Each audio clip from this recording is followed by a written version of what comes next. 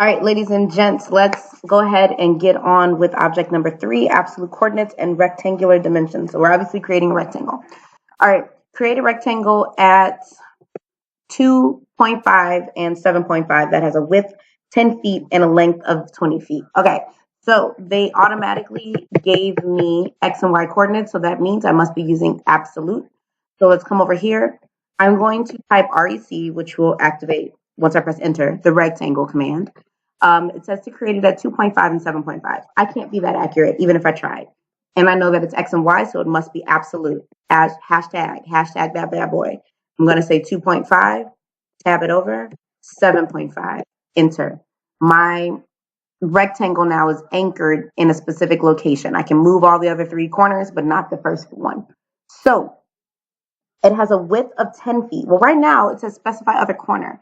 I don't want a corner. Let's look down here. Always check and see what your command box is saying down here because it's very helpful. So specify the corner point or, oh, that's where that or is coming from. Area, dimensions, or rotations. Well, I want to put in dimensions. So I'm going to click dimensions.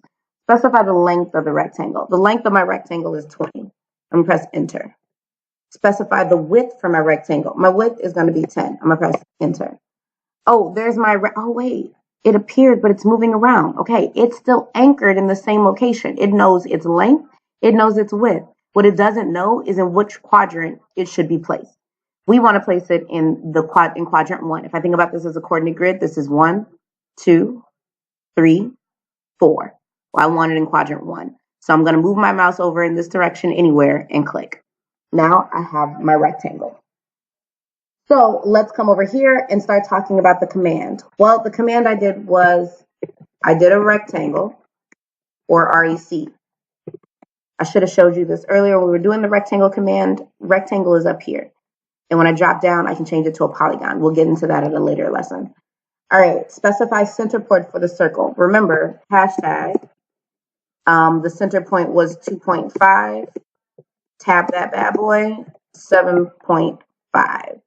Yep, just checking, moving over there to check. Great, I didn't need to press enter. Specify other points or. Remember that or, we did D, let me actually type dimensions, or I could have just pressed D and then enter. Specify the length for the rectangle, it was 20, and specify the width, it was 10. Yours won't have that 10 already there, so blessings. Now when it says specify other corner point, I gave this to you. Left click is the one you always push. The right area of the workspace to complete. Boom. All right. Now let's talk about some of these guiding questions. What type of coordinates must you use to specify the starting point of the rectangle? This is a recurring question. You must use the absolute. So when given a starting point in X, Y form, you must use absolute coordinates. Sweet. All right.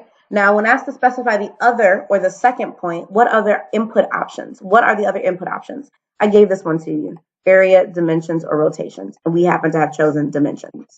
All right. Which dimension comes first? Well, when I did that, let's say I'm going to do the rectangle all over again. Just specify any random point. I'm going to click dimensions.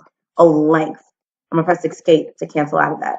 So length is the first dimension you must enter in rectangle command.